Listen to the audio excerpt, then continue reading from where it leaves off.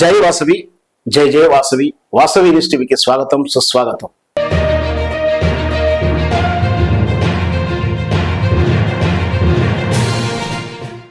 సహజంగా మన ఆర్యవేశులు అనగానే వ్యాపార వృత్తిలోనే కొనసాగుతూ ఉంటారు. ఎక్కువ శాతం వైశ్యులు అనగానే మనకు వ్యాపారం చేస్తారు అన్న భావన మాత్రమే ఉంటుంది.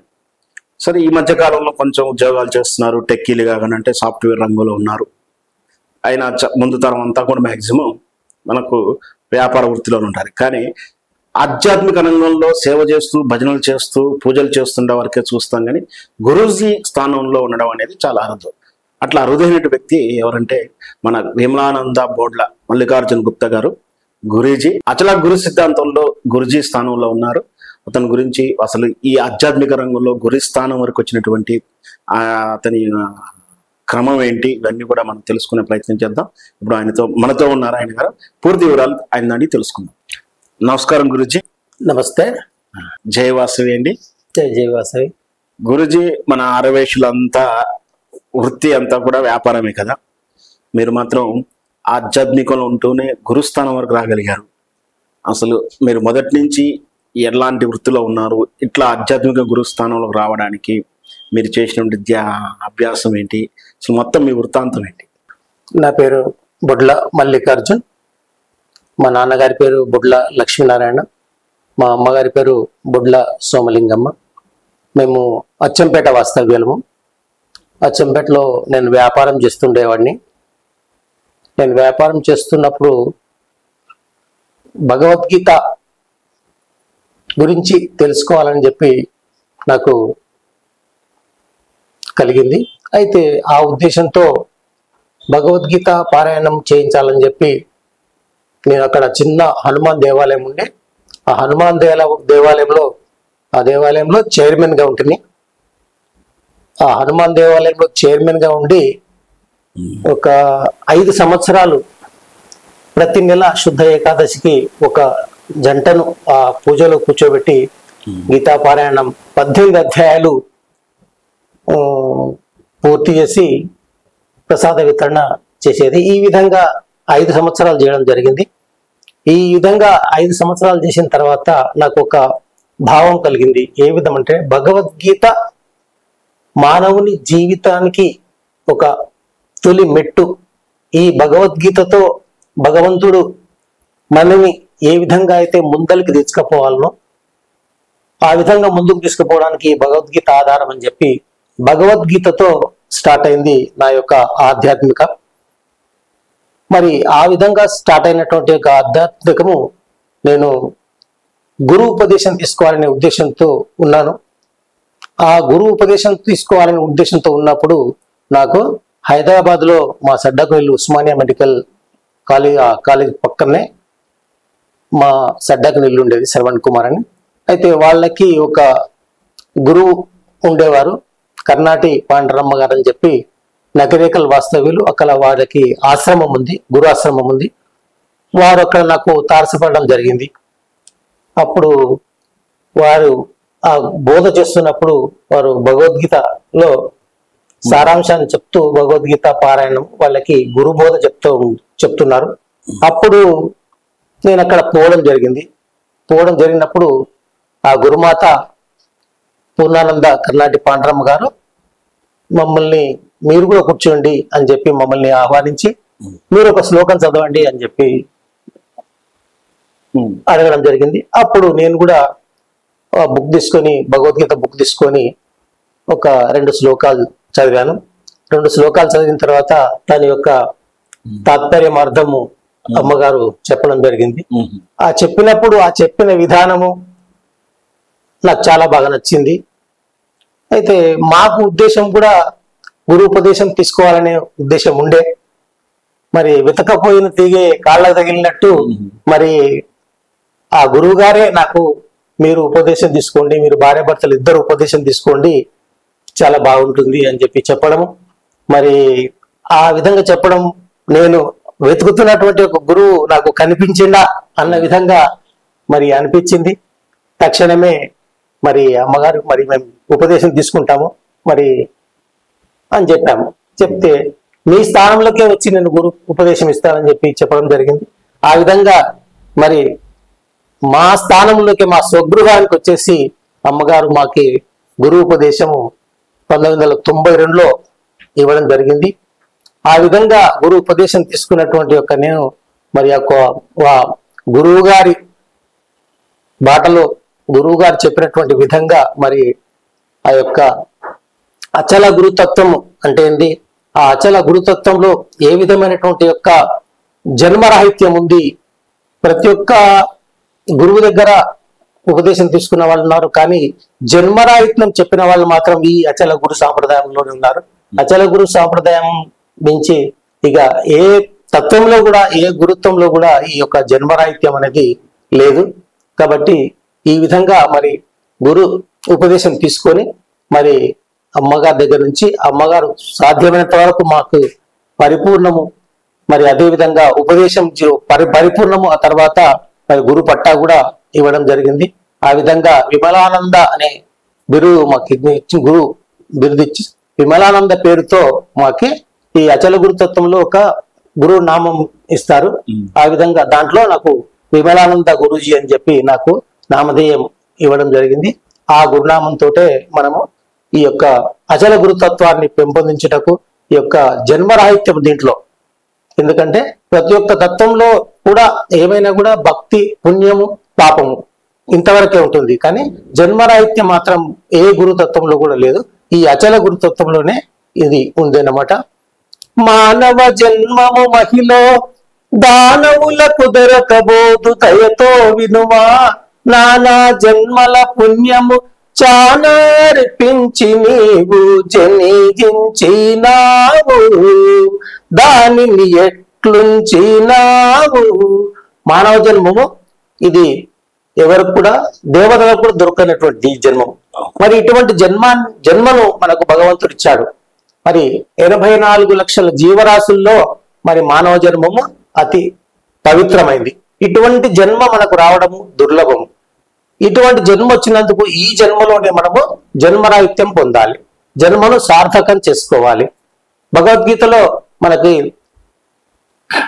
శ్రీకృష్ణ భగవాన్ కూడా చెప్పాడు, ఏ విధంగా అయితే కర్మణ్యేవాధికారిస్తే మా ఫలేషు కథానిచ, ఏ విధంగా అయితే కర్మలను మనం చేస్తాము కానీ ఆ కర్మల ఫలితాన్ని మనము ఆశించేటువంటి యొక్క బుద్ధి మనకు ఉండకూడదు. కర్మలను చేయడం వరకే మన వంతు, కానీ కర్మలను బట్టి వచ్చే ఫలితాన్ని మనం ఆశించొద్దు. అది ఏ విధంగా అయితే మనకు పుణ్యం వస్తే పుణ్యంలో అవుతుంది, పాపం వస్తే పాపంలో అవుతుంది. ఆ విధంగా మనకి కర్మ చేయడం వరకే మన వంతు. ఆ విధంగా మరి మనకు దొరుకుతుంది.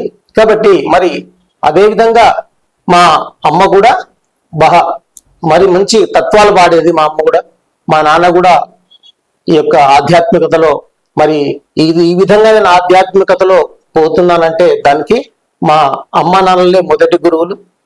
తర్వాత చదువుకున్నటువంటి యొక్క పాఠశాలలో గురువులు, తర్వాత ఉపదేశం తెచ్చుకున్నటువంటి యొక్క కర్ణాటి పాండరమ్మ గారు నాకు గురువుగా నేను ఈ యొక్క అచల గురుతత్వంలో కొనసాగుతున్నాను.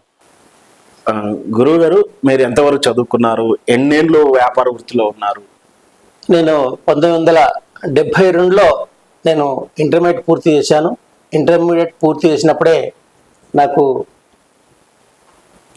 విజయలక్ష్మి గారితో వివాహం 1992లో ఇంటర్మీడియట్ ఫస్ట్ ఇయర్ ఎగ్జామ్స్ పీరియడ్లోనే వివాహం జరిగింది, మార్చి 17. మరి నేను వివాహం చేసుకున్న తర్వాత 2వ సంవత్సరం ఇంటర్మీడియట్ చదవడం జరిగింది. అదేవిధంగా మళ్ళీ బిఎస్సి ఫస్ట్ ఇయర్ చేస్తూ డిస్కంటిన్యూ చేయడం జరిగింది. ఎందుకొరకంటే మరి మీ వైశ్యులు అందరు కూడా అనడం జరిగింది. ఫస్ట్ ఇయర్ నేను బిఎస్సిలో జాయిన్ అయ్యాను, బిఎస్సిలో చేస్తున్నాను. బిఎస్సి చేస్తున్నటువంటి ఒక తరుణంలో అందరు కూడా మా బంధువులు మరి మిగతా వాళ్ళంతా కూడా స్నేహితులంతా కూడా మీరు వైశ్యులు మరి డిగ్రీలు చేసి ఏం చేస్తారు, మీకు ఏ ఉద్యోగాలు వస్తాయి మీకు, కాబట్టి మీరు ఈ విధంగా వ్యాపారానికే బాగుంటుందని చెప్పి అనడం జరిగింది. అట్లా అనడం వల్ల మరి వ్యాపారం చేయడానికి డిస్కంటిన్యూ చేసి బిఎస్సి డిస్కంటిన్యూ చేసి వ్యాపార వృత్తిలో రావడం జరిగింది. 73, 74 వరకు ఇంటర్మీడియట్, 74లో డిస్కంటిన్యూ చేశాను నేను. చేసేసి 74లో first medical and general stores, first medical shop medical and general stores ఒక 6 సంవత్సరాలు చేశాను. ఆ తర్వాత మరి బట్టల shop, readymade garments and cloth store 79లో ప్రారంభించడం జరిగింది. ఆ విధంగా మరి సాగుతూ మరి ఈ ఆధ్యాత్మిక జీవనంలోకి రావడానికి నాకు 2004లో నా బిజినెస్ కు రిటైర్మెంట్ తీసుకొని నేను పూర్తిగా 2004లో ఈ ఆధ్యాత్మికలోకి వచ్చాను. ఈ ఆధ్యాత్మికతలో రావడంతో విశ్వ హిందూ పరిషత్ పరిచయం అయింది నాకు. నేను అచ్చంపేటలో ఉండగానే అక్కడ విశ్వ హిందూ పరిషత్తులో కొన్ని కార్యక్రమాల్లో పాల్గొనేవాడిని. మరి అదేవిధంగా మరి ఇక్కడ హైదరాబాద్కు 2004లో రావడం జరిగింది. వచ్చిన తర్వాత పూర్తిగా విశ్వ హిందూ పరిషత్తులో నిమగ్నమై విశ్వ హిందూ పరిషత్ ఈ యొక్క దేశము ధర్మము ఏ విధంగా అయితే ధర్మాన్ని కొనసాగించాలి, సంస్కారం ఇవ్వాలి మరి అందరికీ అనే ఉద్దేశంతో ఈ యొక్క విశ్వ హిందూ పరిషత్తులో నేను కార్యక్రమాల్లో పాల్గొనడం జరిగింది. అప్పుడు నాకు ఫస్ట్ 2006లో నగర అధ్యక్షులు పదవిని ఇవ్వడం జరిగింది. నగర అధ్యక్షుల పదవిని ఒక 4 సంవత్సరాలు చేశాను. ఆ తర్వాత ధర్మ ప్రసార విభాగం అంటే ఆ ధర్మ ప్రసార విభాగం పని ఏంటంటే దీంట్లో విశ్వ హిందూ పరిషత్తులో ఒక 18 ఆయాములు ఉన్నాయి. ఒక్కొక్క ఆయామం ఒక్కొక్క పని చేస్తుంది. మఠమందిరం ఒక పని చేస్తుంది, గోరక్షా విభాగం ఒక పని చేస్తుంది, మాతృవాహిని ఒక పని చేస్తుంది, దుర్గావాహిని ఒక పని చేస్తుంది, ధర్మ ప్రసార విభాగం, ఈ విధంగా ఒక్కొక్క విభాగం, బజరంగ్ దళ్, ఈ విధంగా ఒక్కొక్క విభాగం ఒక్కొక్క పని చేస్తూ ఉంది. దాంట్లో నాకు ధర్మ ప్రసార విభాగాన్ని అప్పచెప్పారు. ధర్మ ప్రసార విభాగంలో మరి ఏ విధంగా ఏం చేయాలంటే మత మార్పిడి అయిన వాళ్ళను మన యొక్క హిందూ ధర్మం నుంచి వేరే ధర్మం పోయిన వాళ్ళని తీసుకురావడం, గర్వాపసి చేయించడం, తర్వాత ఎవరైనా పోతున్న వాళ్ళని పోకుండా ఆపడం, ఈ పని ఇది. దీంట్లో ప్రతి ఒక్క గ్రామం తిరిగి నేను ఒక 5 సంవత్సరాల్లో మరి 5600 మందిని గర్వాప్సీలు కూడా చేయించడం జరిగింది. మా టీం 15 మంది టీం ఉంటుండే. ఆ విధంగా గర్వాప్సీలు కూడా చేయించాము. మరి ఈ విధంగా ఒక 10 సంవత్సరాలు జరిగిన తర్వాత మళ్ళీ కరోనా వచ్చింది. అప్పుడు 2019లో కరోనా వచ్చింది. కరోనా పీరియడ్ లో ఒక 2 సంవత్సరాలు అసలు యాక్చువల్గా ఏ కార్యక్రమాలు కూడా చేయలేదు, ఎవరు చేయలేదు, మనం చేయలేదు. అయితే మళ్ళీ తర్వాత ఒక 2 సంవత్సరాల క్రితం ఇప్పుడు సంస్కార శిక్షణ విభాగం విశ్వ హిందూ పరిషత్తులో సంస్కారము విద్యార్థులకు ఇవ్వాలి అనే ఉద్దేశంతో సంస్కార శిక్షణ విభాగాన్ని విశ్వ హిందూ పరిషత్తు ప్రారంభించడం జరిగింది. ఈ విశ్వ హిందూ పరిషత్తు ఈ విభాగాన్ని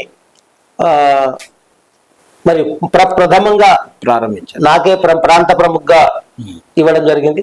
ప్రాంత ప్రముఖగా నేను సంస్కార శిక్షణ విభాగానికి మరి న్యాయం చేయాలనే ఉద్దేశంతో ఈ 2 సంవత్సరాల నుంచి మరి విద్యార్థులకు సంస్కారాన్ని ఏ విధంగా అసలు సంస్కారం లోపించింది, ఏ విధంగా లోపించింది సంస్కారం ఎక్కడి నుంచి రావాలి? సంస్కారము అమ్మ ఒడి, బడి, గుడి, ఈ మూడిట్లో ఇవ్వాలి. అసలు బాల్యం నుంచి పిల్లలకి ఇచ్చేది అమ్మ ఒడి ఫస్ట్ సంస్కారం, తర్వాత బడి, తర్వాత గుడి. ఈ విధంగా ఈ మూడిట్లో సంస్కారం రావాలి. మరి ఇటువంటి రావాల్సినటువంటి సంస్కారము ఈ మధ్య పూర్తిగా దెబ్బతిన్నది. అది మనకు అందించడం కరువైపోయింది. ఎందుకంటే ఏ విధంగా అంటే అమ్మఒడి ఏ విధంగా కరువైందంటే ఇంట్లో అమ్మమ్మలు, నానమ్మలు, తాతయ్యలు వీళ్ళంతా కూడా వృద్ధాశ్రమాలకు పంపించడం జరుగుతుంది. ఏ విధంగా భార్యాభర్తలు ఇద్దరు వ్యాపారము లేకపోతే జాబ్లు, సాఫ్ట్వేర్ జాబ్లు చేయడం వల్ల పొద్దుగాల పోతే సాయంత్రం వచ్చేటువంటి ఒక పరిస్థితి ఏర్పడుతుంది. ఆ పరిస్థితుల్లో పిల్లలను మరి ఏమైనా పొద్దుగాల వీళ్ళు పోయినప్పుడు స్కూల్కి పంపించడం, వీళ్ళు వచ్చినప్పుడు స్కూల్కి రావడము, అదే సరిపోయింది. కానీ వీళ్ళకి ఇంట్లో మరి మన పురాణ గాథలు కానీ, మన సనాతన సాంప్రదాయం కానీ, భారతీయ సంస్కృతి కానీ, మన నడవడికి, మన పండగలు ఏ విధంగా ఉంటాయి, మనం ఏ విధంగా మసలుకోవాలనే విషయాన్ని పిల్లలకు చెప్పడము, ఈ విధంగా అమ్మ ఒడి కరువైపోయింది. ఇక బడిలో ఏమైంది? బడిలో పూర్తిగా ఇప్పుడు విద్యాశాఖ మొత్తము మన యొక్క ఇదివరకు ఏదైతే ఉన్నాయో పుస్తకాలలో మనకు మేము చిన్నప్పుడు సుమతి శతకము, వేమన పద్యాలు, మరి నాన్ డీటెయిల్స్ ఝాన్సీ లక్ష్మీబాయి, విశ్వనాథ నాయకుడు, మరి రాణా ప్రతాప్, ఈ విధంగా నాన్ డీటెయిల్స్ ఇస్తూ తెలుగులో ఒక సబ్జెక్ట్ మనకి ఈ యొక్క జ్ఞానాన్ని పెంపొందించుకోవడానికి మన సనాతన సాంప్రదాయాన్ని సంస్కృతిని పెంపొందించుకునే విధంగా మనకు ఉండేవి. అటువంటి మొత్తము బుక్స్ లో తీసివేయడం జరిగింది. మరి ఇక బళ్ళల్లో ఈ విధంగా మనకు సనాతన సాంప్రదాయం మన యొక్క పిల్లలకి సంస్కారం కరువైపోయింది. ఇక పోతే మరి గుడి ఏమైంది, ఇప్పుడు ఎండోమెంట్ పరమైపోయింది. గుడి ఎండోమెంట్ పరమైన తర్వాత ఏమైంది, పూర్తిగా దాంట్లో ఇదివరకు పురాతన కాలంలో గుళ్ళల్లో పురాణ కాలక్షేపాలు జరిగేది, హరికథలు చెప్పేది. అదేవిధంగా మరి వైద్యం కూడా గుళ్ళలో చేసేది. ఈ విధంగా ప్రతి ఒక్కటి కూడా మనకు ఏవైతే హిందువులకు కావాల్సినటువంటి యొక్క సంస్కృతిని అందించడంలో గుళ్ళు కూడా ఒక పాత్ర వహించాయి. కానీ ఈ గుళ్ళు ఇప్పుడు ఎండోమెంట్ అనేది వచ్చిన తర్వాత పూర్తిగా కమర్షియల్ అయిపోయినాయి.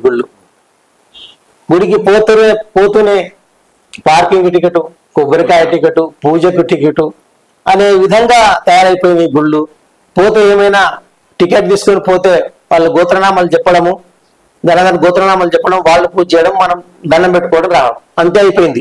అంతకు మించి గుళ్ళల్లో సంస్కారం అందేటువంటి యొక్క విధానం పూర్తిగా కరువైపోయింది.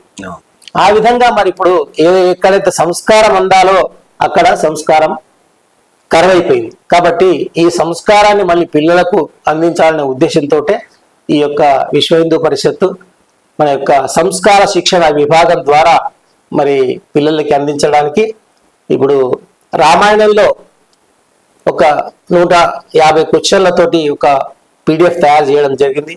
ఈ తయారు చేసి ప్రతి ఒక్క స్కూల్లో కూడా హెడ్ మాస్టర్, తెలుగు టీచర్ ద్వారా పిల్లలకి మొత్తం రామాయణం గురించి వివరించి ప్రదర్శనలు ఇచ్చి, వాళ్ళకి టీవీ ప్రదర్శనలు అటువంటి ప్రదర్శనలు గురించి ఇప్పించి వాళ్లకు రామాయణం గురించి తెలియజేసి దాని మీద ప్రతి ఒక్క స్కూల్లో రామాయణం మీద పరీక్షలు కూడా నిర్వహించడం జరుగుతుంది. అదేవిధంగా దాంట్లో ఒక 220 మంది పిల్లలతోటి ఒక రామాయణాన్ని ప్రదర్శన కూడా చేయించాము మేము. 6 స్కూళ్ళ పిల్లలు, తర్వాత 2 నృత్య ప్రదర్శన అకాడమీలు, వీళ్ళతోటి మనకు దాంట్లో వచ్చేసేసి నాటకము, బుర్రకథ, నృత్యము, తర్వాత సుందరాకాండ, ఈ విధంగా ఒక భారతీయ కళలను అన్ని కూడా ప్రదర్శించే విధంగా 220 మందితోటి రామాయణాన్ని మేము 2.5 గంటల రామాయణాన్ని కూడా ప్రదర్శించడం కూడా జరిగింది. అచల గురు సిద్ధాంతంలో పాండురమ్మ గారు మీకు ఉపదేశం ఇచ్చారు, ఆ తర్వాత గురుస్థానం కూడా ఇచ్చారు. బాధ్యతలు ఏమి ఇచ్చారు అసలు మీ అచల గురుతత్వంలో? మీకు బాధ్యతలు ఏంటి, లేదా లక్ష్యాలు ఇచ్చిందా, దాని యొక్క ఉద్దేశాలు ఏంటి, ఎంతవరకు బాధ్యతలు ఇచ్చారు? మీరు చాలా మంచి ప్రశ్న వేశారు. ఎందుకంటే ఇది ప్రతి ఒక్క మానవుడు తెలుసుకోవాల్సిన ఒక ప్రశ్న. మరి 84 లక్షల జీవరాశుల్లో మరి జ్ఞానాన్ని ప్రసాదించింది ఒక్క మానవునికి మాత్రమే. మిగతా పశుపక్షాదులు అన్ని ఉన్నాయి, అన్ని ప్రాణులే. 84 లక్షల జీవరాశుల్లో అన్ని కూడా ప్రాణులే. కానీ ఈ ప్రాణులకి ఆలోచించేటువంటి యొక్క జ్ఞానం లేదు. ఒక్క మానవునికి మాత్రమే ఆలోచించేటువంటి యొక్క జ్ఞానాన్ని ఆ యొక్క భగవంతుడు మానవునికి కలిగించాడు. మరి ఈ మానవునికి కలిగించినటువంటి యొక్క ఆలోచన విధానాన్ని మరి సరి అయిన బుద్ధిలో పెట్టాలి. సరి అయిన బుద్ధిలో పెట్టాలంటేనే ఒక గురువు ఉపదేశం కావాలి. గురువు లేని విద్య గుడ్డి విద్య. ఆ విధంగా మరి మా గురువు గారు చెప్పినటువంటి విధానం ఏంటంటే ప్రతి ఒక్కరిలో కూడా జన్మరాహిత్యం పొందేటువంటి ఒక అవకాశము కలిగించాలి. ఇది శివరామ దీక్షితులు నుండి మనకు ప్రాప్తించింది. ఈ యొక్క దీక్షితులు శివరామ దీక్షితులు మరి ఈ అచల సిద్ధాంతాలని, అచల గురు సిద్ధాంతాన్ని మరి అంతటా కూడా ప్రపంచం అంతా కూడా తెలియాలి, అందరూ కూడా జన్మరాహిత్యం పొందాలి, అందరికి కూడా ఆ యొక్క భగవన్ సాన్నిధ్యం పొందాలి, మోక్షం తోటి ఈ యొక్క అచల గురు సాంప్రదాయము అందరి ప్రపంచానికి అంతా కూడా వెదజల్లే విధంగా మమ్మల్ని తయారు చేయడం జరిగింది. ధన్యవాదాలు గురూజీ. మీరు ఇలాగే ఆధ్యాత్మిక రంగంలో ఇంకా మన సమాజాన్ని హిందూ ధర్మం వైపుకును రేపటి తరానికి కూడా హిందూ ధర్మం యొక్క విలువలు కాపాడుతూ మీ వంతు మీరు రేపటి తరం కోసం కృషి చేయాలని మేము ఆశిస్తూ సెలవు. నమస్తే.